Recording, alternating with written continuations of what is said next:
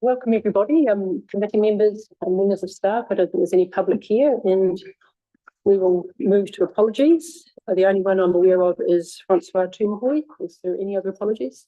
Yes, yes. Thank you.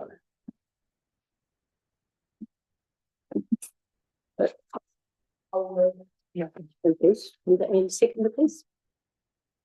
All in favour? Against? Carried. Thank you. And we'll go to members' interests. Are there any, in addition to what you already have in the register, has anyone got any new interests that are not currently captured? My current members of not members' interests, my interests are I'm the independent chair of South Waikato Risk Assurance and Improvement Committee. And as of last Thursday, I am the independent member and deputy chair of the Leeds City Council Risk and Assurance Committee. And I'm also on the board of the Real Estate Authority. And other than that, I'm not interested at all. So if we've got no additions to the members' interest, other than the ones I've just given you verbally, we'll move to the minutes of the previous meeting. And obviously, sorry, could someone please move my interest? Thank you. Seconded. All in favour? In the end, I'm out. Against? Carried. Thank you. Right, minutes of the previous meeting. Would obviously not been here. I'm not in any position to comment in any way, shape, or form. Does anybody have any additions, amendments, corrections, etc. to the minutes of the previous meeting? Yeah, just by way of clarification, I gave a summary of the issues that arose from the previous Risk and Audit Committee meeting to the full District Council meeting, and highlighted the three areas of concern, which was firstly the dredge issue, secondly the issue around the accounting software and the accounts that the finance people were using, and the last one was the composition of the RAC committee itself, in terms of it was basically a mirror of the BBC, and we might want to address that as we go forward. That was the sum total that I put forward from the report. Thank you. I've just touched lightly on that in terms of the composition of the committee, as it is normal, and it's also the Office of the Auditor General's preferred practice for a risk and assurance committee to be smaller than the governing body, regardless of whether it's a board or a council or whatever. And there's a number of reasons for that. One of them is to do with the fact that the risk and assurance committee, it takes a detailed focus on specific items, and then it advises the governing body. Whereas if the whole council is the risk and assurance committee, you're actually advising yourself, which removes that extra level of assurance and independence. So I don't know if this is okay, sort of pop it into the agenda, but it might be something to reflect on possibly at a council meeting. Assuming that people agree or disagree, but it is something I think would be worth considering to bring down to maybe 5, possibly a maximum 7, which is actually international good practice around committees of this type. Councillor? I'd like to know the minutes. I think it's for that meeting. Seconded. Thank you, Your Worship. All in favour? Sorry, can we have discussion? Oh, absolutely, yes. Thank you. Firstly, Councillor Phil Rutherford, just so for future clarity, how do you prefer to be addressed, as the Madam Chair or? I'm comfortable with Chair or Madam Chair. Madam Chair. All right. Thank you, Madam Chair. I just want to raise a matter that appears in the minutes, and it's actually something that I moved at the time, and that is that in regard to the strategic risk register, there's a motion. It was resolved that we received the report, and note that a workshop will be held for council to discuss the risk register prior to the next Risk and Audit Committee meeting. I just want to point out, Madam Chair, that didn't happen, and it makes it a little bit more awkward for me in particular to deal with the report and when it comes forward in this meeting, because we have not had that workshop. Through the chair, we did try and get Phil Rossiter, Yes. yes, to join us before and for a workshop. He was unavailable to do that. Plus, we booked out the workshop days that were adopted by council before we could actually arrange a date with him. So we have got a risk workshop after in April, and that's for 3 hours with Phil. But it wasn't for lack of trying.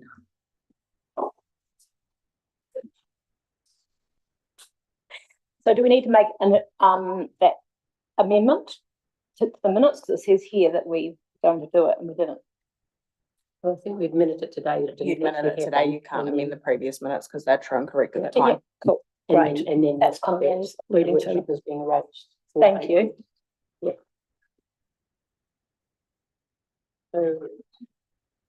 So, thank you. So jumping back to your observation around the size of this committee, can we expect that you'll make a recommendation to the next meeting? Or how will that process work? I didn't want to make a recommendation when I was just walked in the door, because that seems a wee bit, pushy.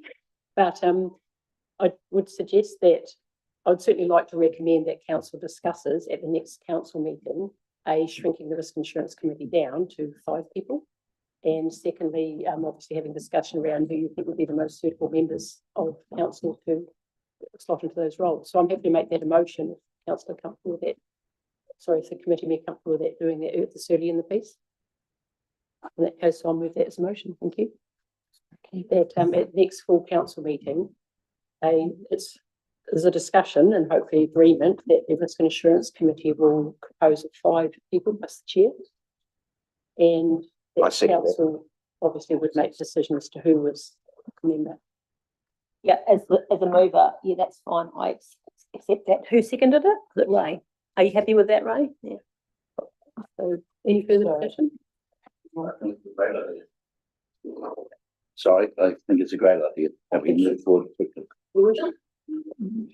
Through the chair, can I just rather than to the next council meeting, which is really, really full, can we just say we'll bring a paper back before the next rank meeting? I think that's if we can do, because April's probably lighter at this stage, but the March council meeting is extensive. And given the current workload, can I just suggest we bring it back before the next rank meeting, but as soon as possible? Absolutely, we'll make it the April council meeting. That's great, thank you. So that's amended the motion to make it the April council meeting. So my second, are you okay with that? Yeah. All right, so all in favour? Against? Carried, thank you. And you just need to vote on confirmation of the minutes. Or were they being moved together? No, I'll do the minutes separately. Yeah. So you've got a mover and a second for that, you just need to vote. Yeah, we'll do it right. So all in favour with respect to the minutes? Against? Sorry, second, against, carried. Yeah, we've got that. Sorry, was that everybody in favour of Yeah. the minutes? I missed a couple of hands. There was no against, Okay. that's why I was against it, just to pick anybody up. Right, thank you. So we now move to the action points report. Thank you, Chair. The first item on here is the Lyman Grower water upgrade surplus. I have met with Jess from infrastructure and we've discussed it, but we feel we need further information before we can give you any advice on it. Neither of us have the background on it, so we need to find exactly what happened and how it was funded, and if it was fully funded by rates, because I know there's a view that it was rates funded fully. But we can't find anything to back that up, so we need to find the information before we can actually advise you on that and what we need to do with the funds. Okay, So what sort of date? You've got March 17th, but that's next Tuesday. What would be the right date? Is that the date that's proposed? That you come back update by March 17th, or is it a different date? We would have liked to have done that. This was actually done before we knew where we were with the annual reports, so we still have another annual report audit, but I would like to say before the next RAC meeting that we can have that. Because this has been going on since about last August. And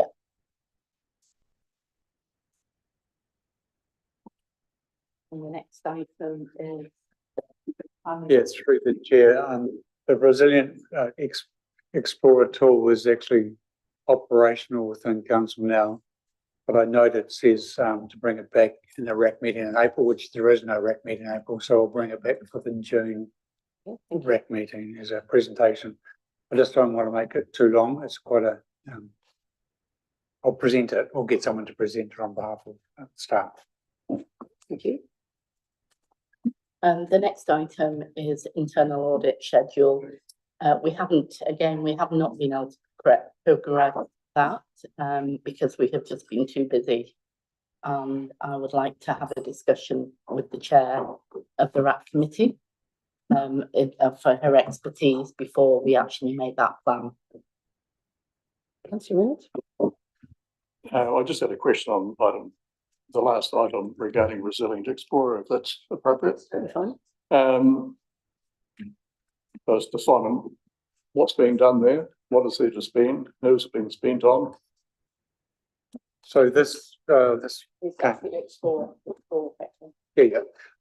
out of the previous budget allocated towards that project. So we have purchased the license for the Explorer tool from the Future Blue, was it? I can't remember the project's name, for 2 years. So that license is already paid for. It's all the work that was done originally as part of that Future Blue project. It's got a whole lot of council assets that's been put into it. That's why I want to present it to council, to show you the power of what the tool can actually do on behalf of council. So Rim will already see that. In June. Thank you. Any further questions on 2.4? Oh, sorry, councillor. Yeah, thanks, Madam Chair. Look, just for the sake of correctness, should these updates actually read 11th of March rather than the 17th of March?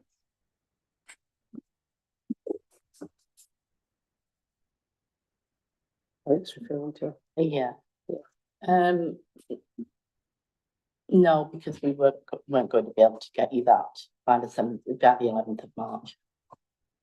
You misunderstand my question. I know what you're saying, the The date quick- of the meeting. Today's meeting.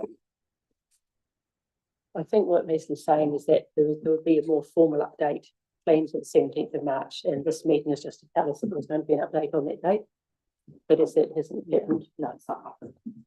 yes, I can better understand. It's kind of like the wording. If it was that it's going to be updated on the 17th of March, that probably would have been a bit clearer. Well, I am now confused. Are we going to get an update on the 17th of March for both of these action points? No, as I said previously, we are not going to be able to meet that because I would like to have a conversation with the chair of RAP first, because she's very experienced in that area. And I think it would be good to get her input to a plan before we actually produce that. So, as I said, it will be for the next RAP meeting.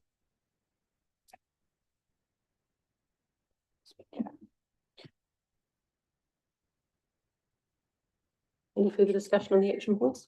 I think what will most likely happen is by the next RAP meeting, there'll probably be a provisional 3-year rolling audit, internal audit plan for the committee to review. Yes, that will be reasonably doable.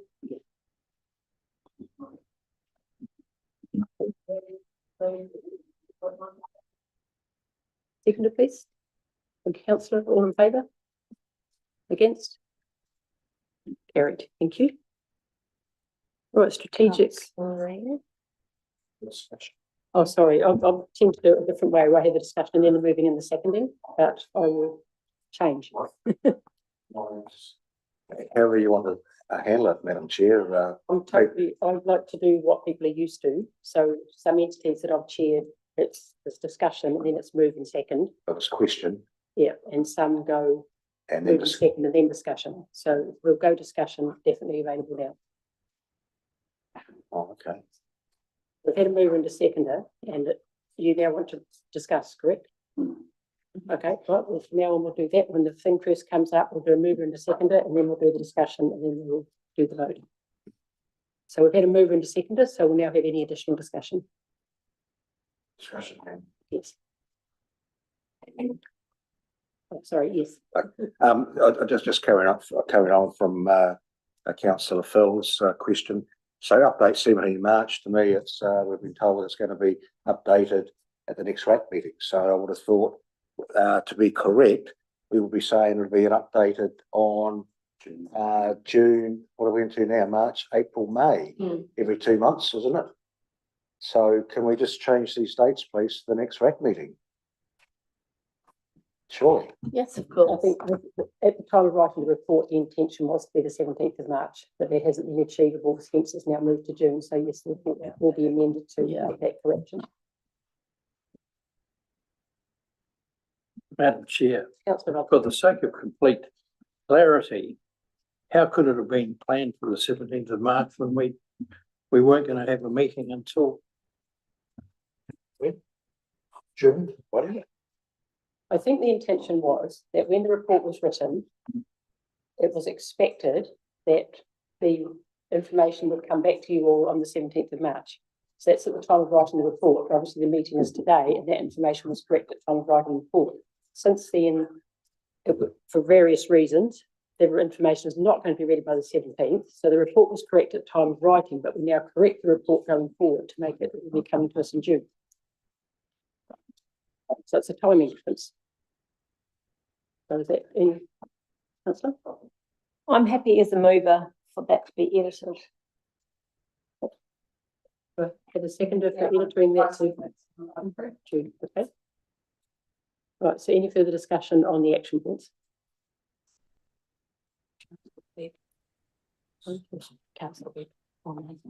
Oh, sorry, Councillor. Just for clarification to that, when we add to the action point, each date is corresponding to the date that commentary is there. So I think the confusion is, surely that was supposed to be update 11th of March because that is today's date, because all the other dates are corresponding to a RAC meeting where that commentary was the update. So surely it is just a typo. Well, not having been present at any of the RAC meetings, I can't really comment on what was happening at those. Yeah. But if I receive a report on X date, so it's written on such and such a date, then the information at the time that was written is what was correct. And something's changed since then. So at the time this report was written, the information may not be available for updating at the 17th of March next week. Yeah. But from now on, it'll show the meeting date that the information is expected to come to the RAC committee. So how does that work for everybody? Yeah, I'll update it. Okay, thank you. Are we all comfortable with that? In future, it'll be the meeting date that shows in the report, and that should reduce confusion. I'll put the motion. All in favour? Against? Carried. Thank you. Oh, sorry, one against. That's the Reynolds. It'll take me a while to get the name sorted, by the way. So if we can move to item 5.1, Strategic Risk Management Report. Yes, Chair, we've got the risk report, which was thoroughly reviewed by the SLT. We've made a few changes to some items, which you can see on the table. So things looking like actions updated, updating the sections on mitigating strategy. What I've done is put a table in there with the IDs so that you can see which table has been changed and what area we've actually changed. We've amended a title because it reflected, just so that it reflects the risk and not the impact of the risk. I do find that this risk register will need a lot of updating and a lot of work. It's for me, it needs a lot of work. And I think after you've had the workshop, that's probably the good time to do it within that workshop. Happy to take any questions. Councillor Reynolds? Yeah. We'll go around the table. when did any councillor at last get the opportunity to submit to the risks. So these risks are put together by staff with council input. And when was the last date that any councillor actually had input into these risks?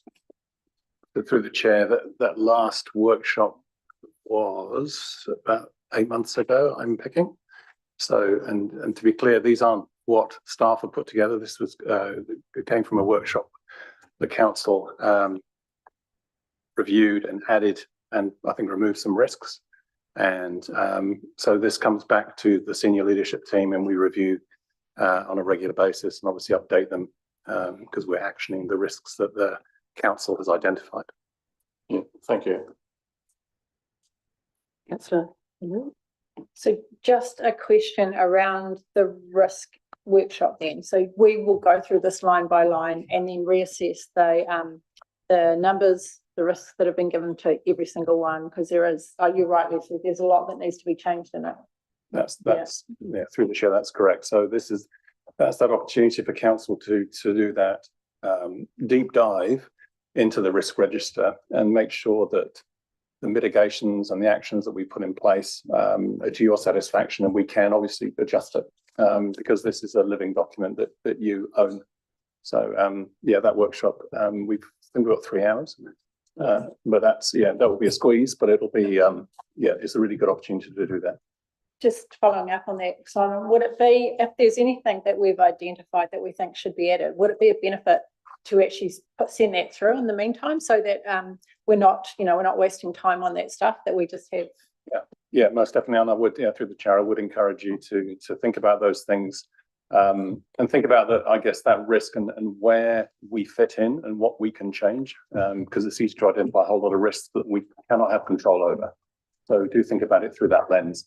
But yeah, definitely think about what you might want to put in there, things that maybe we might want to remove, I don't know, and yeah, come to the workshop and we can discuss. And through the chair as well, I would like him to discuss appetite with you, so risk appetite. That's quite important, because that will drive this. I was actually going to suggest that as well at the end, to squeeze an extra bit in, because council's risk appetite is actually really, really important, fundamental thing that needs to be sorted as part of determining how you treat all the risks. Councillor. As you're aware, Madam Chair, thank you. This committee is called Risk and Audit, and obviously risk comes first, and we have a risk register here, but we never discuss it. It's all discussed in a workshop. It's then presented to full council. Yeah, that's okay, and we just move on. Now, councillor over here has just said, well, what if I've got something now? So why could she not now bring it up and ask a question about a particular risk that could potentially be included on here? Why do we have to wait until a workshop? And as you heard before, it was 8 months ago we did this, and we just rely upon SLT members to make the changes. We look at it and say, oh yeah, okay, and agree to it. We don't discuss anything on this particular risk register. Do you understand where I'm coming from? Normally when you're having a workshop, you do have discussions about things. That's part, I mean, at the end of the day, you go out to all the potential people, which obviously includes all the elected members that are aware of risks, and discuss them. I take your point though about only doing it on an infrequent basis and without the risk of getting objects hurled at me. Sometimes as you can add, look, there's one organisation I was involved in, and as well as having the governing body meeting, they would also make a slot for workshops as part of the same day. So that if there was something that needed to be workshopped, it could be workshop, and that is part of what you will put together. And I'm not trying to add lots of jobs for people or anything like that, but that might be something perhaps that full council needs to discuss, bearing in mind, the workloads and those kind of things, about how often do you want to be reviewing the risk register or having a risk workshop, and when would you slot it in your existing schedule? Because to sort of drip feed and little bits and bobs all the way through doesn't really work terribly well. So if you pop something in now, and then you pop something in a couple of weeks' time at full council, and then something else, it gets very disjointed. It's better to be done as a sort of detailed, drill down type of session on it, where everyone's focused on the one thing, which is the risk workshop. Councillor Hawes. I just note that this is really high level, sorry, this is high level, risk, you know, overview. As opposed to health and safety risk at critical time. So I think if there's anything that's health and safety risk at critical time, that should generate, you know, an instant contact through reporting and be dealt with. And we don't leave safety issues lying around.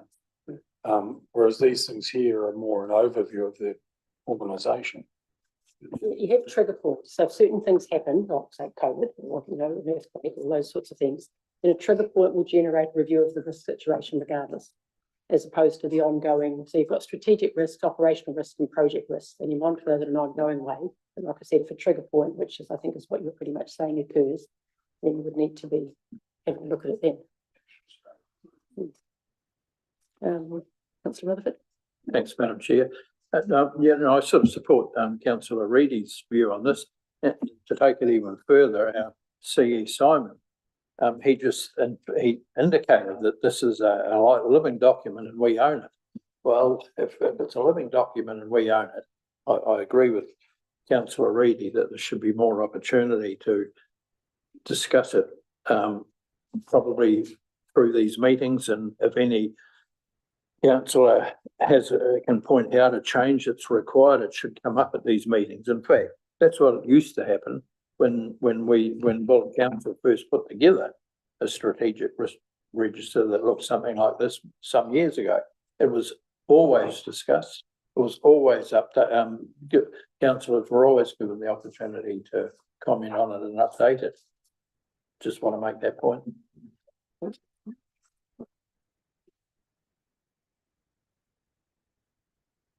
So your preference would be, sorry, I'm just getting answering you. Your preference would be that at every risk and assurance committee meeting, there was an opportunity to look at the risk register? Absolutely. Obviously, in our case, it would require us to have this workshop to bring us up to speed with where it is at the moment, you know, currently sits. But then once we have a full understanding of it, then obviously I would support the idea that we can review it at each meeting. So therefore, there's going to be a workshop in April. The next meeting is in June. So would you be comfortable if after the workshop, I mean, risk is always going to be on the agenda anyway, as a matter of course, that there could be some discussion around the risk register? Okay, and Councillor Reynolds? I'm a new councillor here, but I've identified at least 8 items that should be on the risk register. And personally, I'd view it as unwise to delay until a workshop, and would recommend maybe that if there's any or ever an identified risk, then it should go on the agenda to the next risk and audit committee meeting. And if they view it and want to add it to the register, that's the time to do it. We can still have our workshops to handle general matters, but when there's specific items that any councillor sees as a risk, then delay is not a wise option. So perhaps could any newly. So Leslie's saying the workshop's actually next week, so it's not that far away. On Wednesday. Wednesday. Wednesday, 3 o'clock. So that's providential in this case, but yeah, maybe what I'm talking about is the process, that any newly identified risk just on the agenda to the next risk and audit committee meeting for it to be discussed and put on the register if they so desire. And I think that's where we were getting to anyway, that if there are trigger points, they would obviously be dealt with. Pretty much full council would deal with them straight away because they'll be significant matters. Otherwise, there'll be the workshop next week, and that will set the base, you know, refresh what's already there. And then for risk and assurance committee meetings going after that, there'll be risk register will always be on the agenda. There'll be an opportunity to discuss. Good. Okay. And just to your point, Councillor Rutherford, number 2 on page 18 clearly identifies that it's a wee while since it's been updated because it's our local would have done well, and the risk was that the Labor government would be out and National would be in, and it would be gone. So you're quite correct in identifying that it's well out of date for an update. And maybe I'll change that to the National government going out and without Labor government. Exactly.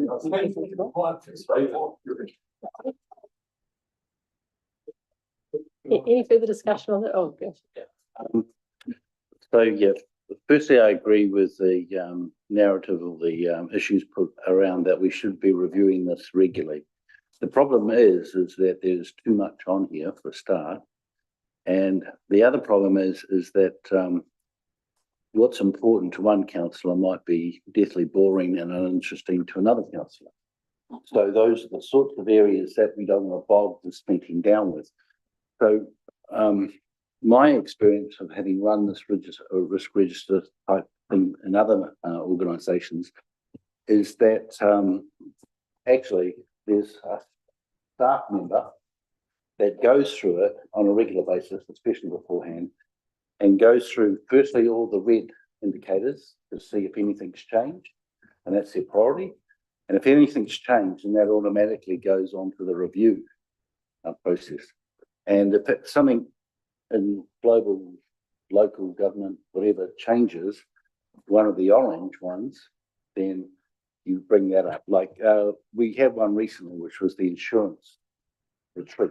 I'm assuming you across that. Insurance is, Yeah, so yeah, a nightmare. postcode 7825 became uninsurable by AA insurance. So straight away there was sort of people fluffing their feathers and going, "Oh, the sky's falling. You know, we're uninsurable and we can't get money, mortgage approved for new builds, etc." And the mayor was called up and says, "You know, give us a comment on this." It would be helpful for everybody if, you know, when that sort of thing happens, prior to the meeting, the next meeting, you have that sort of thing raised. So if situations change dramatically, an amber can change to a red, and you should review it. So at the very minimum, we should be reviewing all the reds if things change, and we should be reviewing the ambers at the meetings if something significant has changed in that regard. And that should be managed by staff. So you think the report included changes that have happened, so it's the table, you know, what had already changed in the register. Yeah, You think yeah. It shouldn't wait for a risk workshop to sit down and update this and change it. It should be a dynamic document, and a way of managing it is that, you know, a staff member has to live and breathe this on behalf of you, us as risk and audit. So in terms of the current agenda, so item 9 included a table which would have changed on the register we've had today. Yeah. Are you wanting to expand on that or that? I think so, yeah. Yeah. Because you sit here and you go, okay, well, what's changed? Well, I don't see I'll just make sure I'm not talking out of garbage. So you got these central waters, these ones that we're reviewing now, and I'm going, where is the risk regarding insurance retreat? Is it inherent somewhere? Is it part of the major flooding of Westport Township? That sort of thing. So it does take some work to identify things that are needed to be brought up. Otherwise, it's just too big for us to bring up in a meeting of an hour and a half, 2 hours, whatever. What we're doing now. I agree, and it's as I said at the beginning, it needs a lot of work, Yeah. It really does. But I mean, what I'm hoping is that I can give the council, empower the council staff, portion thereof, to do an assessment, you know, a knowledgeable assessment, and bring the key points to this table so we can discuss them. I agree. Yeah, and it hasn't been done sufficiently well enough to date.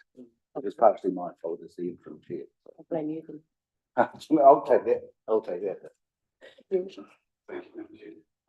Through the chair this week, what we're looking at here is the strategic risk register. Okay, so I think that there's a whole lot of other items. Can you put your mic on? Oh, sorry, Linda. Sorry, Linda. So I take this as the strategic. These are the top, if you like, risks that we're facing as a council. But in behind all of this, there will be another set of risks. Some may be health and safety, some may be financial, et cetera, et cetera. Is that what's going on in the background? That's what should be going on, but we've only got the strategic risk register. This one. Yeah. Okay. And the reason being, it's all a manual thing. It's basically a spreadsheet. And if we had a proper system, that would be easy to do because you could have links falling out of it with you, as the chair has said, with your project risk, you've got your strategic risk and you've got your operational risk. Yeah. So We've only got a spreadsheet, so we're going to have to work that differently. But my feeling on this, and I have made my feelings to the SLT, that this really does need a lot of work. Yeah. And I completely agree about bringing those points of changes. Those are the things, especially if we're going up into the red area, they are the things that need to come to this table specifically. And what we're doing as an SLT or as an organisation to mitigate those risks. So it's not just the risk, it's what we're doing as well. So would it be correct to say, Leslie, that this is another item on your to-do list, like the financial system and other things as well? Yes. Okay, thank you. So you're comfortable that the current position is understood and there's progress has been made towards where we want to be? So the motion, I'm now muddled up with my motions and my thingamies because of the change in the procedure I'm used to. So that strategic risk management report dated 11th March 2026 be received. I'll remove it, please. Thank you. All in favour? Sorry, seconded, Your Worship. All in favour? Sorry, no, just hit me every time because I'm going to keep it in discussion. Discussion, thanks, Madam Chair. I'll be voting against this. I think it's demonstrably out of date. I won't be voting to receive it. That implies that we're okay with the current look and shape of it, and I'm certainly not. So we won't be voting in favour of the resolution. Okay, any further discussion?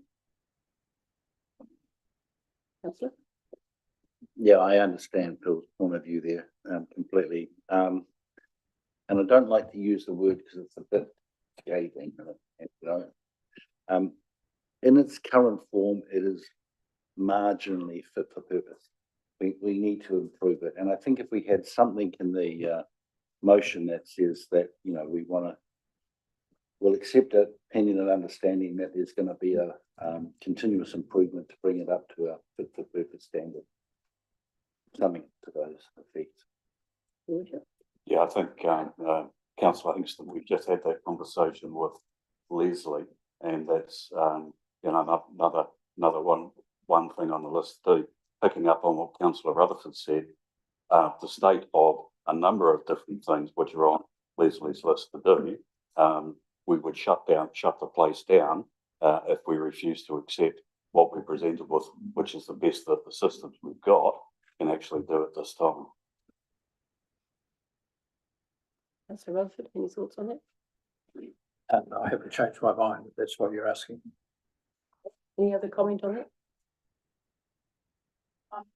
I guess I have right of reply because I moved it. So I'm just stating the fact that we have received the report, whether we agree with the report or don't agree with the report, we have received it. There is a workshop next week. The comments have been made around the state of the report from staff and from councillors. So I will stick with my motion that we receive this report and would like to. Right, I had a second, didn't I? Yeah. No, It's already seconded. Yeah, I see. Yeah. Okay, so reply, I agree entirely with what Sharon said. The report being presented, we received it. People get their comments. yeah, I must admit that prima facie, generally, if you receive something, doesn't mean to say you agree with it or it's even accurate or anything. It's just the fact that it's physically been presented and it's come to council and it's been received. So we'll go to all in favour and against. 3. Thank you. Who else was against? Councillor Colonel. Yeah. Thank you. Would you like your name recorded? Oh, so who do you want to be recorded? Oh, you were in favour. Sorry. Misrepresented. So, and you both wish to be recorded? Wish to be recorded? Recorded. All right, we'll now move to the health and safety report.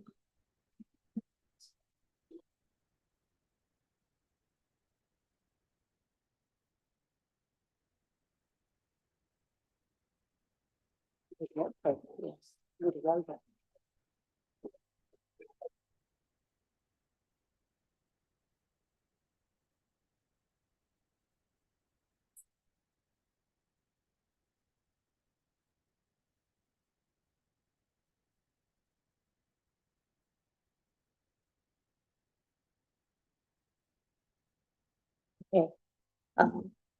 Good evening, everyone. I will take the report as read and take any questions that you have.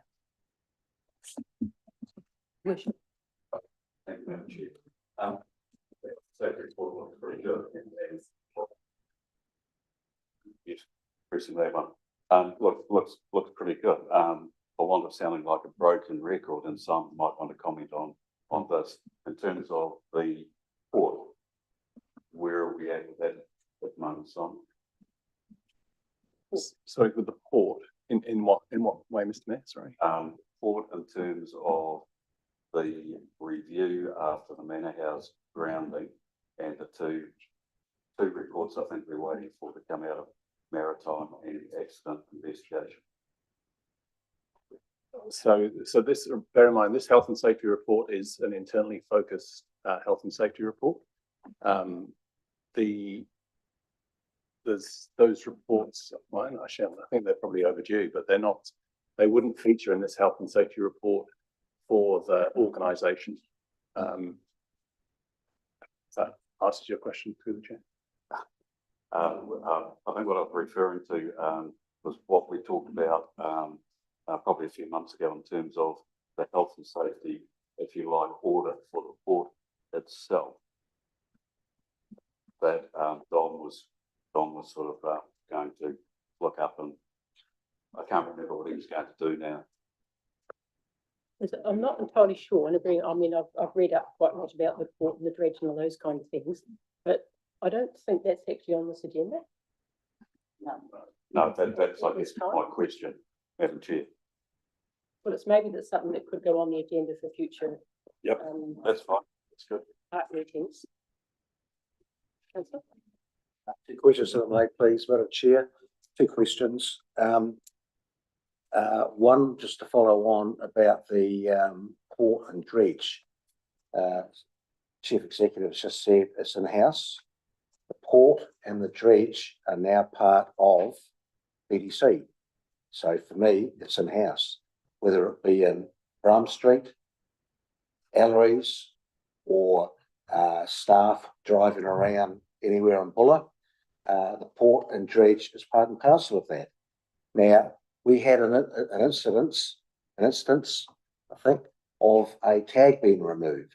Now, that could have been quite harmful had anything eventuated, but it's not in this report. Our health and safety report is just that.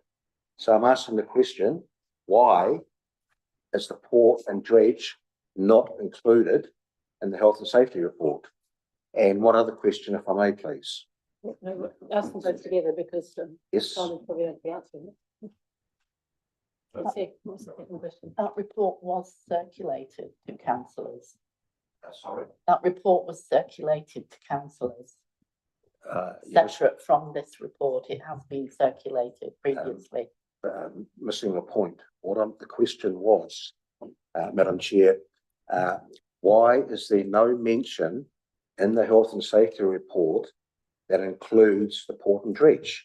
Because the port and dredge are now operations of BDC. They are not a separate company.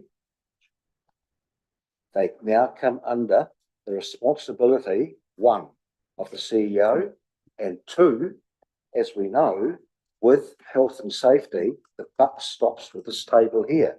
If a fatality or a specific event happens, it doesn't stop with the CEO, it stops here because we have not maintained health and safety oversight.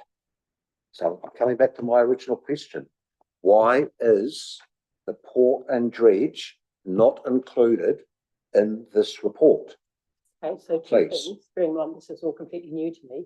The port and the dredge issue, I understand has been circulated to councillors, but not as part of this meeting. That's correct. But the particular item I was talking about, yes. Yeah, so the information has gone to council, it just hasn't formed part of this agenda. Mhm. And in your view, because it's a health and safety issue, it should form part of this agenda as part of the overarching umbrella of health and safety. Correct, Madam Chair. So that's one question, if I may. The next question, very, very small, if I may. It's item 14. All incidents reported were minor in nature and included. And bullet point 3, interpersonal or property related matters. May I have a definition of that comment, please? Bullet point 3. Page, page 26, point 14, third bullet point. Which is the definition of interpersonal property related matters.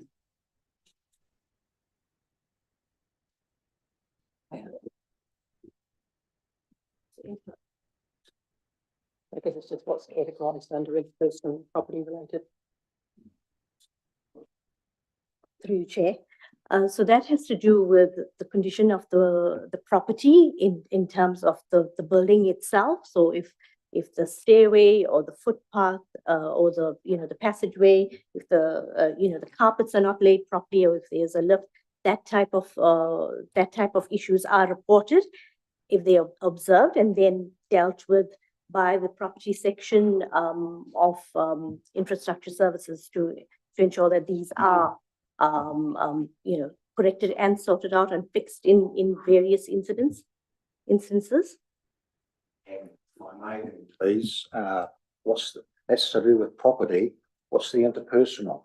Am I hearing that there's been some differences of opinion within Bram Street? How do I interpret that interpersonal, please?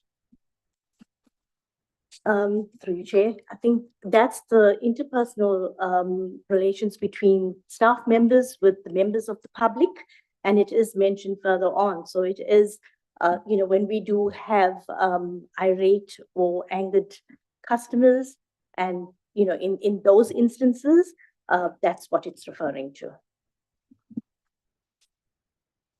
Councillor? It also relates to the health and safety of crew aboard the dredge. When an electrician puts a tag warning on a piece of equipment that it shouldn't be used because there's a danger, and someone removes it and start to use it and use it again, it's been looked at by 2 different electrical firms, and this was now 12 months after it was purchased. It was critical to the dredge's functioning. I'm unaware of any report, unless it's Simon's letter to councillors that was marked confidential. Was that the report, Simon? Well, if it was marked confidential, we shouldn't be discussing it in this. Yes, that's why. So through the chair, I did circulate the report that was done into the removal of the tag, plus the electrical report that was done. And I think, as I said in my email, it was we treated confidential because of the nature of the content and the naming of numerous parties in there. So that's why I circulated it by email in confidence. So, yeah. Thank you, Madam Chair. So I saw it as an email, not a report, but it sort of made some allegations within it, which means it should be heard by RAC, public excluded, to be addressed properly. So just summarising, a matter occurred, it was confidential, it was circulated to councillors confidentially. It isn't on this agenda, and you believe it should be on this agenda, which I think is the same. On an excluded And agenda. Councillor, your thoughts? Well, it's not my job to be sitting around here and wondering whether somebody's jammed a paperclip up their finger or not. Fortunately, I jammed something up there. But it's the chief executive's job to ensure he employs the staff. He goes to jail, not us. So it's for us to analyse the data as governors and to be able to, ascertain that we're not slipping into the abyss. The numbers aren't growing. One thing missing out of here that would have been helpful would have been lost time incidents. I don't see it actually separated out, and that would give you an idea that it appears there are none from what it said. They're all minor of nature.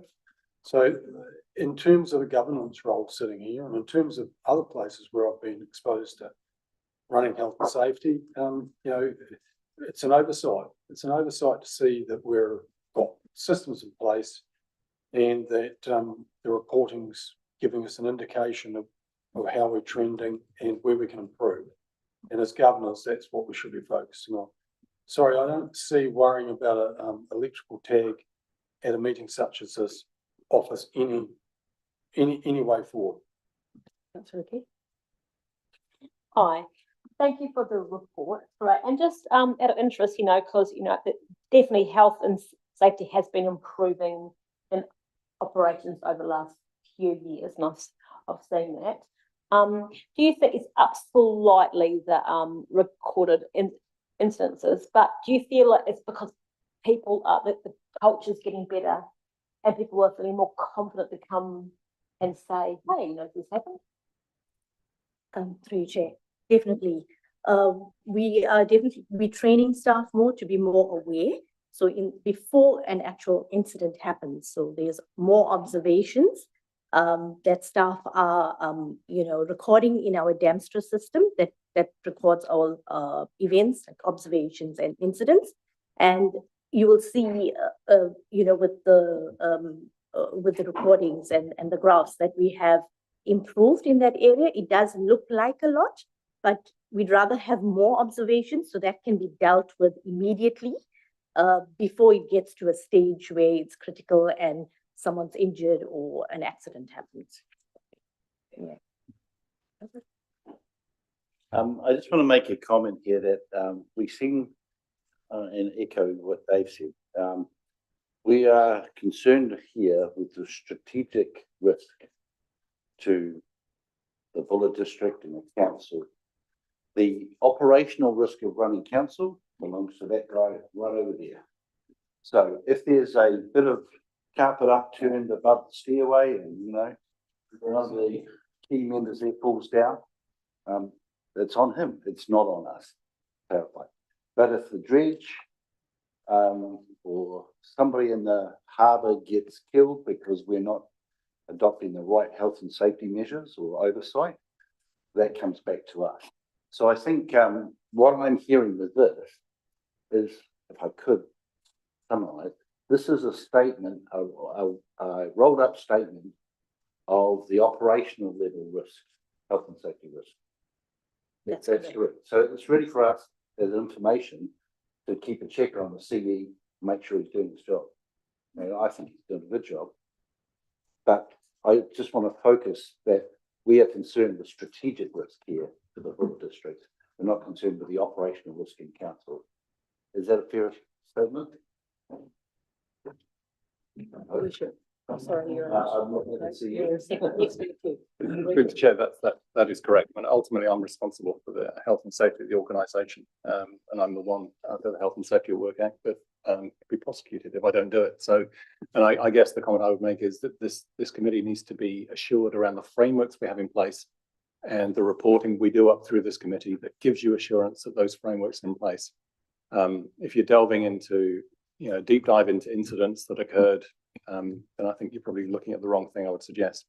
Ultimately, that's and I share it with the team. And this is why we do focus on health and safety at our SLT meetings, exactly to your point. Okay, thank you. In the code of conduct, I read, and Colin's a bit of an expert on reading these things, but I read something different to what I'm hearing, and that as members of the council, we do have responsibility. Yes, the responsibility sits with the CE as insofar as operations are concerned, but ours is not a sort of cursory look to make sure everything's going on at a high level. That's my understanding. Just to come back to the report, I guess I could ask the question a different way. For the health and safety report, is there a health and safety report done specifically for the board? No, there isn't. And I agree that we should be including the internal health and safety matters from the port and dredge within this report. And we'll look at that going forward. Excellent. But the manner how an incident like that's a different thing again. Yeah. Yeah, thanks, Liz. Through the chair, we do include the airport in here as well, just to be clear. So the airport's included. But yeah, we can do that in the future. So before you go to move to more discussion, is it a reasonable recap of the discussion that the current report needs to have added into it the information about the direction at a strategic level? Does that summarise the general feeling? And Lisa's already said that that's something that's been worked on. Does that kind of capture? Yes. Within the general parameters of this, as per any other stuff, I would have thought that it would have been in the parameters of this, as with any other staff member, they're dealing exactly the same. From what I'm hearing, and I agree, Port now is back in council, so the staff, any people employed there, and that's sort of like, whether this report is presented because last times, last the program,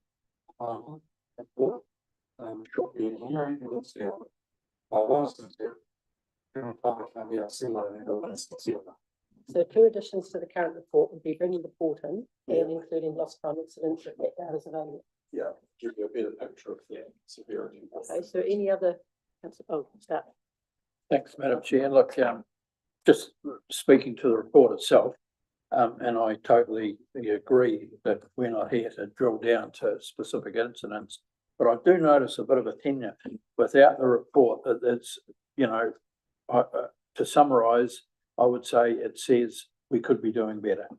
There are many references to, well, in this area, we're working towards it, but we're training, we're trying to upskill, we're doing it. So that as a general tenure, I would say that we could be doing better. So my question is, what are we doing to get better at it? Right. I think some of that information is actually covered in the report. And I mean, I'm ex-smelting CRA type of stuff and freezing work. So health and safety is always an ongoing thing. And I can't recall ever seeing a report that doesn't say we could be doing better, we're making improvements, because it is what we used to call a CAP, a continuous improvement program. And this is already talking about some things that are happening to improve things. So I'm not quite sure what additional data you would like, but if we just park that for the minute, because we've now got 2 extra new things, and move to Councillor Reynolds. I can take on Councillor Hawes's seat of it, and that he wants to see zeros in the report, but I don't want to see zeros unless that's the accurate answer. This report says there were no significant or notifiable events during the reporting period. And there was on the dredge, and there's no stretch of the imagination from anyone in this room to think that the crew of employees on the dredge are any different than those in Brown House. So I certainly won't be voting in favour of accepting a report with holes in it. Thank you. Councillor? Thank you, Madam Chair. Thank you. Another question, if I may, please. And we have got paragraph 31, so on page 30, but maybe about 27 for other people. External EAP support remains available for staff. During the last term, then elected members were informed that the EAP service was also available to to elected members. I just want to confirm, please, or ask the question, is EAP still available for elected members, please? Through you, Chair. Yes, it is. Okay, so we've clarified that the EAP is available for elected members. We'd like to have the report information added to the report. You 2 councillors are not happy with it. You're not happy with the data, Councillor Reynolds. Councillor Rutherford, I think you weren't going to vote for receiving the report. No, I didn't say that. That was the last one. But no, so it was clearly just we're asked quick to, do we have questions around the report? So, and I do. It's just that it seems to be in general, hey, we can do a bit better here. I mean, I could find reporting or observations and site audits through Vault Check remains below expectations. Work is continuing to address this. Well, what work? There's so many references to how we could do better. So thanks for the report. Obviously, we want to see that, in fact, everybody is cooperating to the max in regards to health and safety. So my question is, what are the proactive actions being undertaken that we don't see that being repeated over and over again. We'll get some more data. Through you, Chair. So we training staff more. We've got health and safety representatives from each department. We have continuous, regular meetings each month, and all of those staff are actually trained on the various training that is indicated on this document. But further to that, more and more staff are made aware that they need to do site inspections prior to having a system in place. It was done manually, and I think you would appreciate that things that are done manually are not followed through all the time. And we are now using Vault Check to ensure that it's done manually. A lot of people are not technical fundy, so they have to be taught how to use those systems to be able to report accurately as well. So that's a work in progress, and we are quite we appreciate that there are those types of challenges, and we're working through them. But I think as we report further, we find that those numbers are increasing, and more staff will be trained in those areas, and reporting will definitely pick up and will be more positive in future.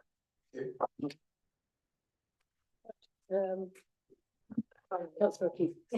I'd like to move draft recommendation 1, but then add in the harbour report be added to this. Caitlin, would you have any suggestions on that wording, or would you have any suggestions? And the minutes for it to be added. Okay. And also the lost time injuries. Yeah. So I'm happy to move that with the amended or the added. I'll take a second now, and then we have a discussion. So second. You, Councillor Reedy, and discussion. Discussion there. Caitlin, would it be appropriate to circulate a high-level health and safety plan for the organisation? Would it be appropriate to circulate a health and safety, a high-level health and safety plan to the organisation? I think that we would definitely discuss that at the senior leadership team, and we will. Okay, I think that would be quite helpful as sort of background to, what is in place and what might be planned if it's appropriate that is shared. I'll let Simon answer that, and then I'll take Councillor. So through the chair, one of my KPIs is a health and safety framework document. So, and the health and safety advisor that we have is working on that piece of work at the moment.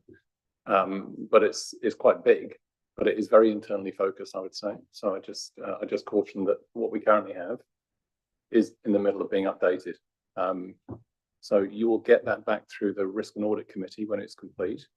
And I'm just cautioning whether the value in that now, given it's quite a detailed in review document. I don't know, Shanti, you want to comment on that? So do you think the version that will come to the Risk Insurance Committee will be ready by June, or is it? My KPI, which I've set for Shanti to action, so yes. To you, Chair. So we are currently working on this document, and hopefully it will be ready by the June deadline. Councillor Reid? Oh, I just wondered if you could move your microphone closer, because you're really hard to hear. Sorry, or speak up. Thanks. Right. Madam Chair, don't want to labour a point, but given what we've just heard from the CE, conscious of our own role in health and safety, I'm pretty sure that in the past, we, a governance team, have received some guidance and instruction in our own health and safety responsibilities. Is there an intent that happens? Because I haven't seen any program for it.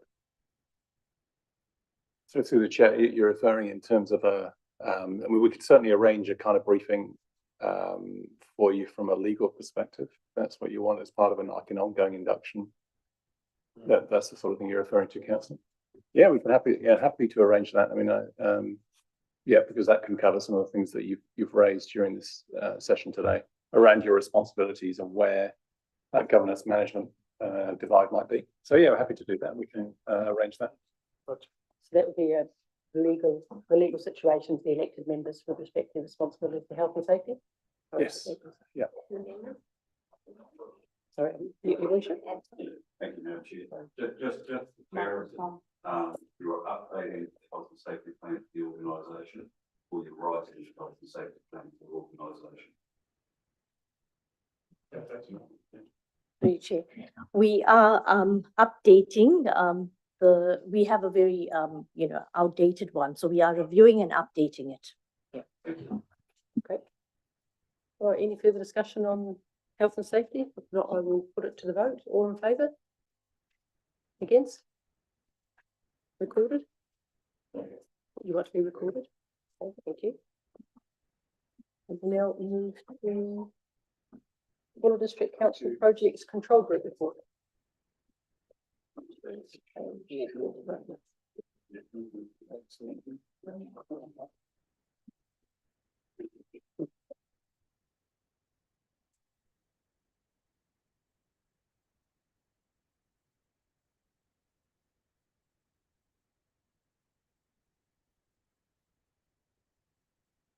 Oh. Okay. Yeah. Right, so because we've moved and we've finished with that one. I'll ask you one question, please, from your experience, Madam Chair. And that is, as I said before, this is risk and audit. And I'm wondering why we have in risk and audit a report that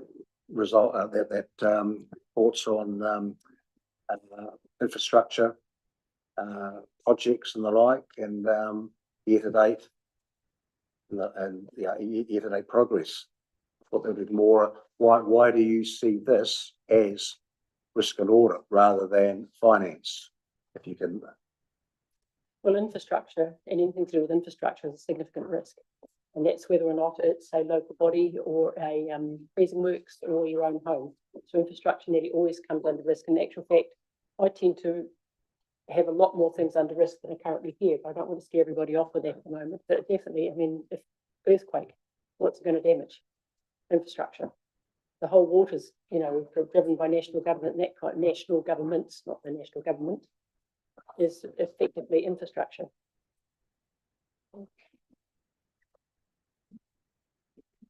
I just have a few introductory notes that I just wanted to talk to. So first of all, I tried to capture some of the questions from the December RAC meeting in the report.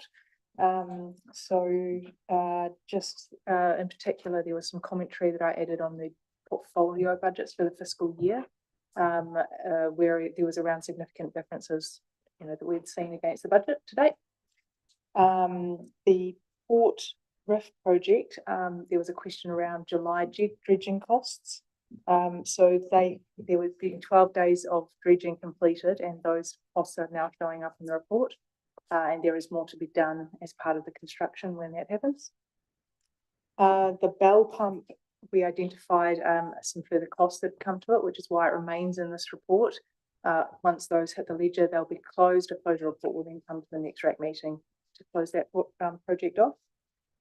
And then also the Reft and Brick Arch I added into the scope and the appendix 2 with the scope and the delivery dates, more detail around the scope of that particular project, around condition assessments and delivery, and also the location about it being near the railway by the wastewater treatment plant there. Just in terms of this current report, Hughes Place outlet, so many of you will have seen the delivery is underway by the Buller River Bridge there. Couple of key ones, the Omau intersection upgrade. So we are actually looking at some design changes since this report was written. So that is actually going through that will turn to red probably in the next report while we go through that. The IAF stage 1 project. So the tenders are currently live. They'll close off later on in the month. You'll see that there is quite a forecasted budget overrun for that project. And because of that, we've removed the Lagoon Creek Bridge from the scope and from the tender package. Also, there's a risk in there that I've added around the phase 2 IAF work. So we have a piece of work internally underway around a proposal to NIFCO, the funding providers, as to what that package of work might deliver for us. And then the other one I wanted to add is I have included in the first couple of pages a change tracker. So the change tracker is where baseline changes for projects have changed. So that might be a formal change request that might have been happened internally, or also if it's a high complexity project, there's a gateway around a second stage business case. And in this case, what you're seeing on this report is where a project has gone through that gateway stage. Any questions, councillor? Questions? Yes. Sorry, I'm going to have to talk louder, aren't I? Thank you. Got 4, please, to go through. My page 32, it's item 7 on the report. We're looking at 18.49% of the budget for 25-26. Very seldom has BDC been able to go above about 14 or 15 million in any particular year. So in terms of what we've got projected for the next 6 months, are we going to see all the proposed projects being completed, or is there going to be some or many carryovers? I don't have we haven't done a formal projection exercise to date for a 30th of June close off. So I could do that and get that for the next RAC meeting. Page 39, which might be, so page 39 might be another number for everybody else. It's to do with change tracker. And what it has on there is the Westport wastewater sludge treatment and disposal. We had an original baseline of 200,000, new approved baseline 327,000, date approved 10 December 25. But who approved this baseline increase? I mean, normally it would have to come through council if there's going to be any changes. So what does this change of 127,000 please represent? So this is a project change, not a fiscal budget change. So this is a change to a project's baseline that the sponsor has approved of that particular project. That's normally at a tier 2 or tier 1 level in the council's structure. And so that is something that is within their delegations to approve as long as it's within the fiscal year budget. The challenges we've had in some other projects is where we've had to understand, there might be a budget, not enough budget, and we've had to understand how we can work within the delegated financial authority for that. But the situation is within the sponsor's delegations. So I'm sorry to, so am I hearing you say that we'd already approved this particular budget and the capital budget 26-27 annual plan? In fact, that would have been the first year of the long-term plan. Am I hearing you say that we've approved 200,000? The capital budget has been approved, and we make sure that the project budgets fit within the capital budgets. Project budget. Um, I would have thought the two were the same. It's okay. I'm just, I'll leave that one for now, please. Page 40 is the next one down. Financial services projects health check, payroll process improvement, project planning underway. So we've got a budget of 41, it wasn't say 42,000. I don't recall that. I know it's under 100,000. So we didn't really discuss that during the long-term plan process. But what I have heard about moving to a cloud-based supplier or provider. So what exactly is this payroll process improvement at $42,000? And unfortunately, Arthur's not here. I'm happy to park that one for now if necessary. It's managed payroll service. Sorry? It's a managed payroll service. So it's going to be outsourced. Payroll is going to be outsourced. Yes. Why then is it going to cost us 42,000 then? Because there's an implementation cost to it. We have to set up the project, set up the system with a project team from the company. So there's an implementation cost to it. Okay, and one last one, please. Number 4 is on page 42. The IAF Elmer Road. Now, traditionally, when the ratepayer at the moment is budgeted to fund the main trunk line from the bridge across the highway up to Elmer Road, in anticipation of 400 houses being eventually erected.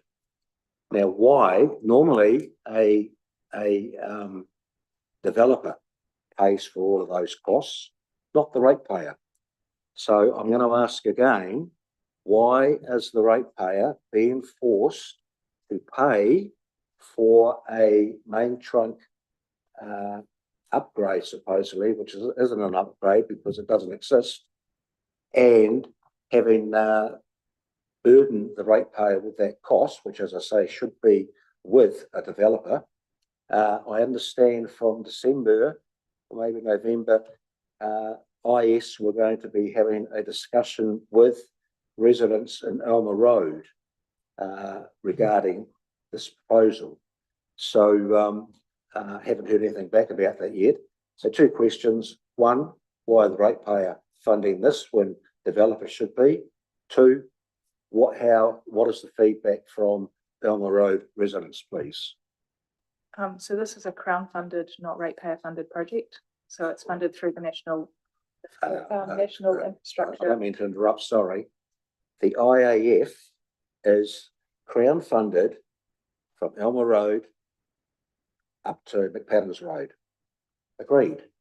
My question is that the ratepayer is being rated for extending the main trunk line from the Buller Bridge across the state highway to Elmer Road so they can connect to the mains water. Now, to give it a bit more juice and to try and get it across the line, we were also told as elected members that no, we're then going to also go through to Carter's Beach. But Carter's Beach, after I've asked around a lot of questions, it's only the pipework's only it's only about 60 years old. Now, sure, there's been a bit of infrastructure out there. So I'm asking the question. I know it's Crown funded, but I've made the statement before is that IS is expecting the ratepayer to extend the main trunk line up to Elmer Road in anticipation of 400 houses being built when the developer should be paying for that, not the ratepayer. If I can possibly jump in, I think Councillor Reedy, you may be conflating 2 projects. So we have the trunk main has had 2 stages of development and is currently on this side of the Buller Bridge. There is a 3rd stage which takes it across the bridge through to Carter's Beach to upgrade that pipeline.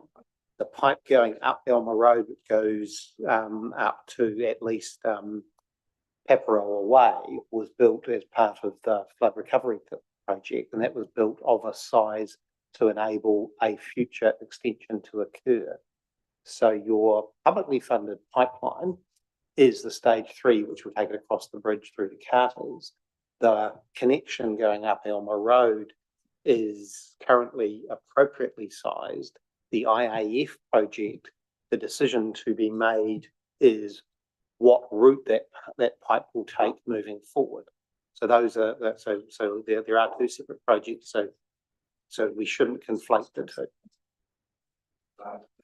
I just statement here in terms of Paparoa Way, because of the urgency, if you like, there is a water pipe going up to the waste treatment plant, and my understanding is that that pipe was extended to Paparoa Way so that they could have water connections. It's from them. We don't have a connection from the bridge, Buller Bridge here, up to Elmer Road. It comes through waste treatment plant. That particular pipe, is that correct or not? I think you're incorrect for that. My understanding is it goes up the road because we've tapped into that in the past. So I can check exactly what the route is, but the pipe going up that fed Paparoa Way was sized for future growth. Perhaps this is something that could be looked into and reported back on, because there's obviously a lack of certainty around who's paying for what, basically. If that would be right, would you be able to do a note about that for the councillors? So we'll start from Councillor Sampson and work up. Okay, I've also got, for page, 43 is the Mokanui campground and storage. We've got a budget, project budget 800,000, that I thought in the last report or so back it was 600, and it seems to have gone up to 800 again now. I think in the early days of this report, there had been some confusion from IS around what that budget was, but it has been $800,000 for a while now. That hasn't changed. Okie doke. Then page 46 is the old chestnut of Little Wanganui Bridge Deck. Way back in August, September, when it was proposed, it was 870,000. And I questioned then as to the integrity of the structure, and I've got this report and I've waved it around a few times and said I would like to see another proper engineering report on the structure, a proper one, not a desktop. That has been refused. And, you know, I made the comment at 870,000 before we know we are over $1 million. Well, lo and behold, we have got it at $1.164 million already, and we haven't even started. And way back, the budget was 870. So we're going to spend well over $1 million on something that I cannot be convinced that the integrity of the underneath structure, and this bridge is 95 years old. So for goodness sake, I do think we should be having that engineering report on it. So any comment on that, please? So I suppose I'll take this one. So you do have an engineering report. WSP has been engaged. It's engaged under the Transit New Zealand or the NZTA guidelines. NZTA fully fund this project, so this is not a council project. The WSP report from 3 years ago identified $870,000. Additional detailed designs have gone on, including upgrading some of the guardrails and some other safety improvements. The procurement plan, which has been requested through NZTA and has been approved, is at 1.2 million. It includes a healthy contingency. Yes, this is an old bridge. Yes, when they do get out there physically doing stuff, they may find stuff. So there is a 30% contingency sitting in this project for unknowns, and that is a good healthy contingency given that bridge. The project will go out for tender at some point in the next little while. That will determine the true cost. So we will find out what that true cost is.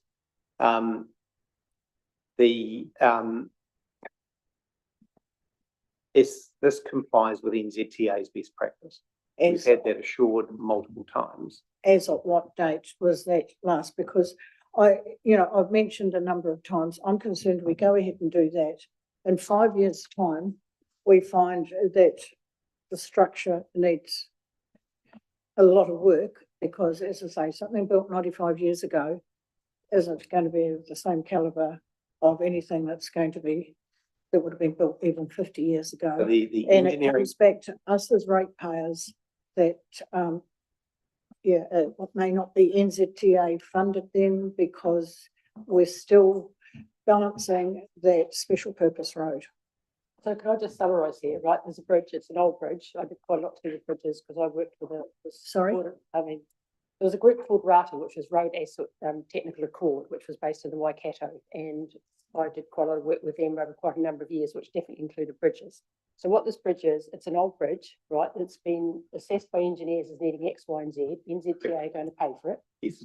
And they are highly unlikely to pay for something unless they're confident the work has been done to a suitable standard.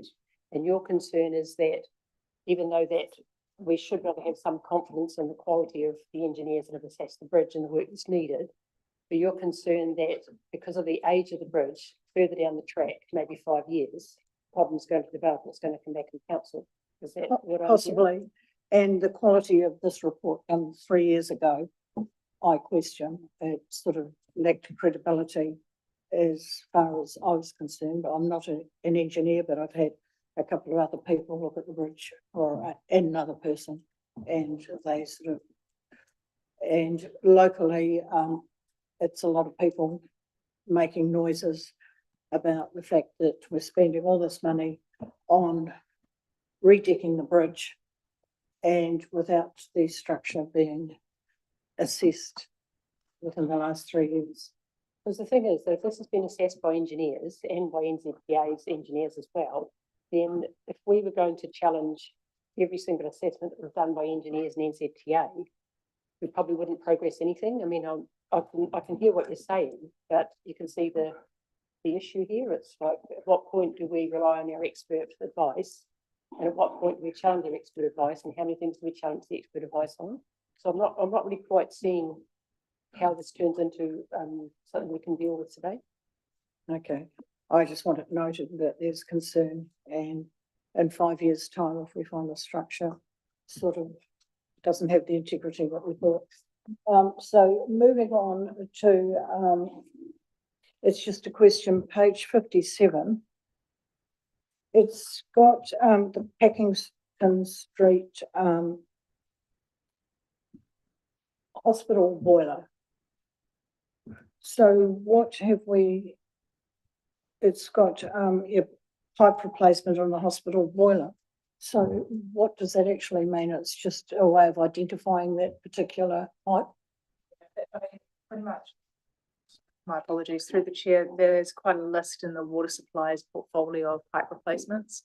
So I don't know all of the intimate details of them, but that's how they've been identifying the locations. Okay, so that follows on to my last question. As to page 58, you've got a whole heap of pipe replacements, and it probably is part of what Colin asked. How much of these pipe replacements are we likely to be able to complete in this financial year, please? So I don't have the information on me, but I'm happy to bring back to the next RACA forecasted summary. No, I'll work away at the table because we had Councillor Barry was next. Thank you. I just want to go back to the IAF program summary on construction too for the Could you give a page number, please? it's page 42, so it's the McPadden Road one. So it's just, you said it's Crown funded, but then we've got a variance of $1,034. So are they Crown funding the variance? No, this is why we've removed the Lagoon Creek Bridge widening from the scope. So this report was written at the end of the month, as they always are.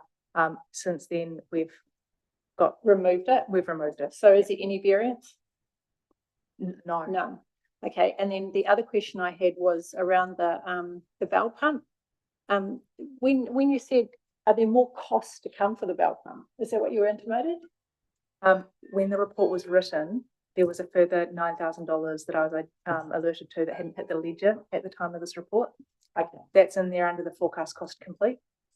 And so that's why I haven't removed it as a closed project instead. Okay, thank you. Thank you. Councillor Reynolds? Thank you, Madam Chair. No, I've got quite a few questions, but I'll start with the last one, seeing that Councillor Shane mentioned the bell pump. This council approved funding for a DOT pump. So could you give us the page reference, please? This is risk and audit. Risk and audit. It Could relates you give us the page reference, please? to the fund. Oh, so I said I got the 41.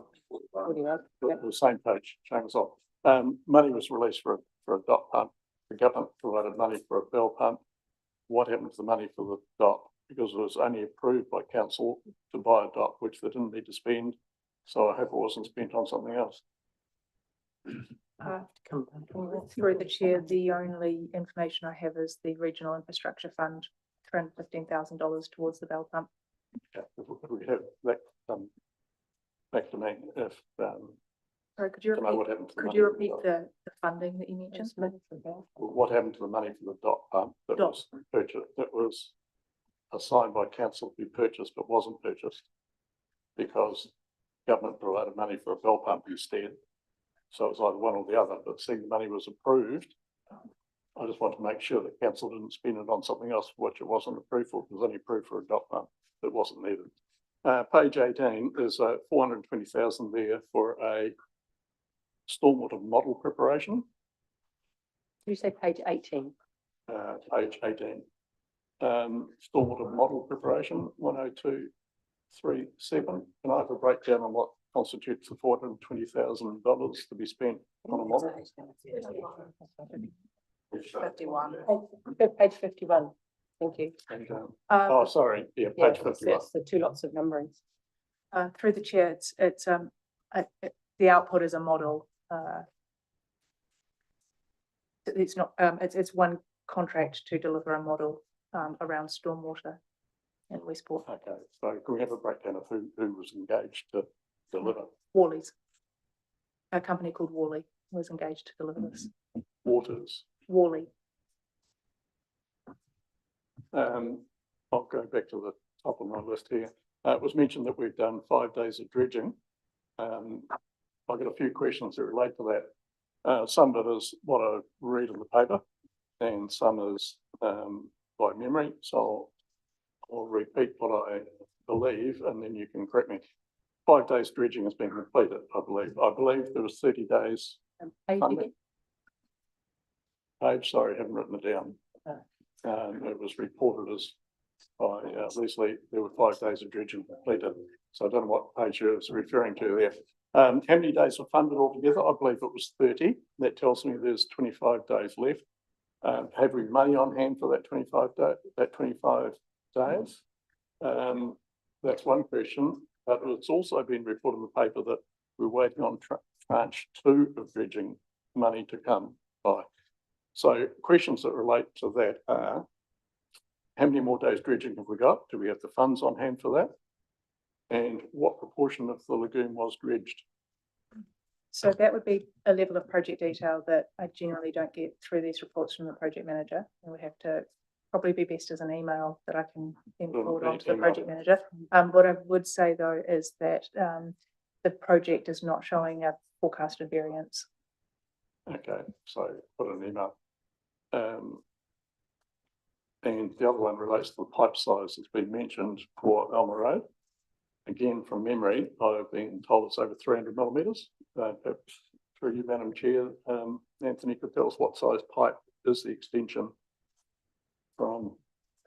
Through the chairs. I was just going to make a suggestion actually, because some of these questions are very detailed. So maybe when the agenda goes out, if you've got detailed questions, you could do an email. Yeah, Madam Chair, that was actually what I was going to suggest to you, because at the last RAC meeting, we had detailed questions coming through, and I did specifically say it would be helpful to get these.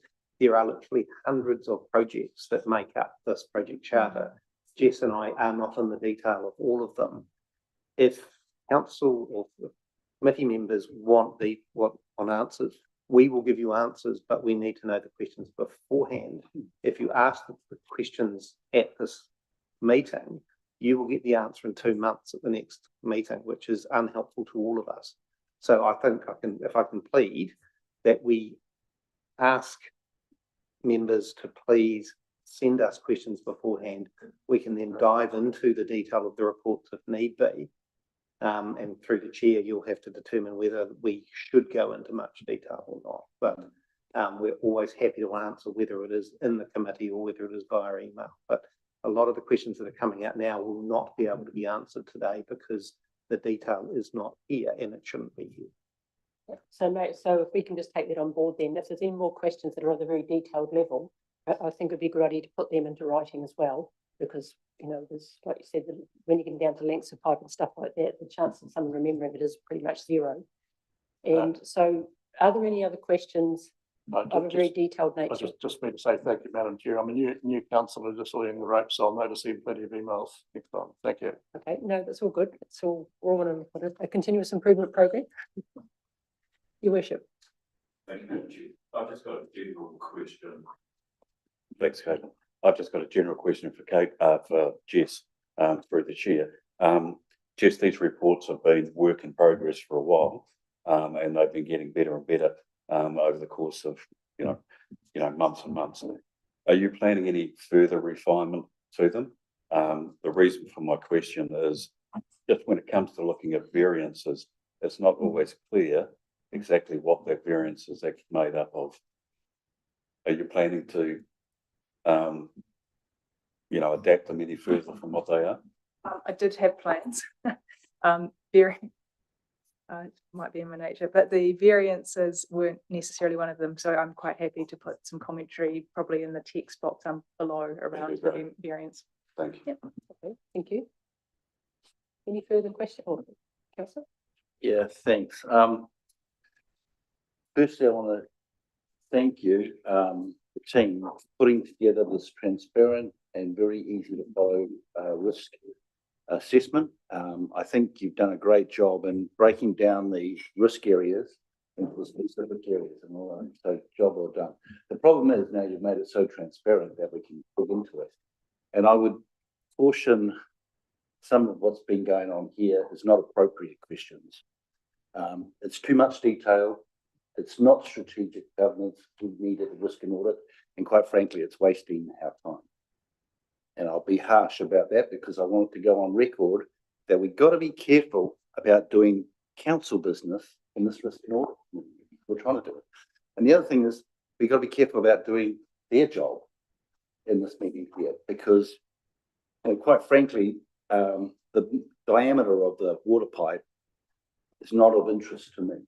Is there a risk associated with it? That's what I'm interested in. Is there a risk associated with it? And it's not small, it's too small, and it's not intricate. That's what I want. So, I just want to reiterate what we're here to do. We're not here to solve the world's problems. We're not here to do the council's job. We're here to do risk and audit committee work. And so on that note, so I'll be finished in a sec. I just want to go to the highest risk project that's there. And that has captured my attention because you've reported on it so well. And that's the Carnegie Library. So that there, all reads, that demands our attention. So what do we need to do to get that sorted? And what I read through here, and to my mind, that's a go, no go decision for the Buller District Council. And I think that needs to be addressed here. And we need to write up a report that recommends that the council looks at this as an urgent action.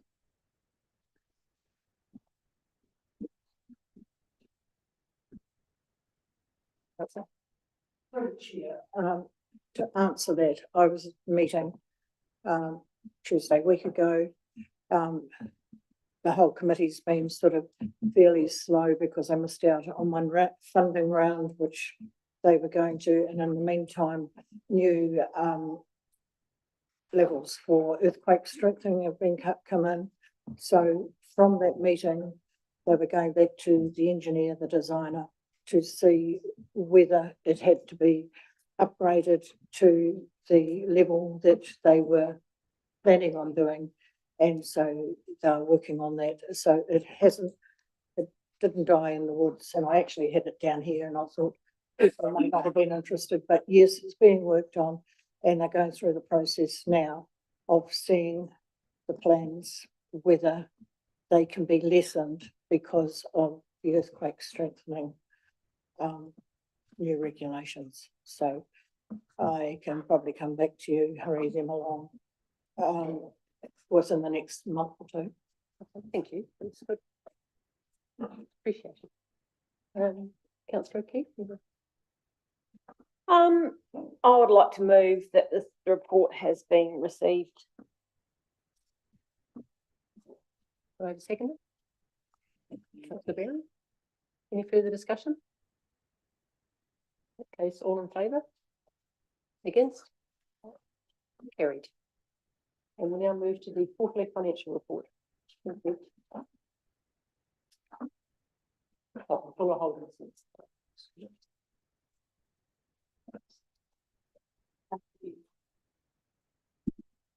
John was supposed to be talking to this, but he's had to leave. We've got the quarterly financial report to December the 31st from Holdings. I can't answer any questions for you, I'm afraid. And I'll take the report as read. Did anyone have any questions? Oh, sorry, Councillor Rutherford. Yeah, thanks, Madam Chair. And I think someone should be able to answer this one. Note in item 10, it is noted that the likelihood of meeting the budgeted forecast distribution to shareholders of 800,000 is on track. I thought that we'd already agreed on 1 million, and then further to that, from the report from our CE, that might even be. Through the chair, that's next year. Yes. Oh, so 2027. Yeah. Okay. So for clarity, it is only 800 for this year. Correct. Madam Chair, I'm happy to move the resolution recommendation. Do I have a seconder? Thank you, Councillor Rutherford. Any further discussion? All in favour? Against? Carried. Thank you. And it looks like that's the answer.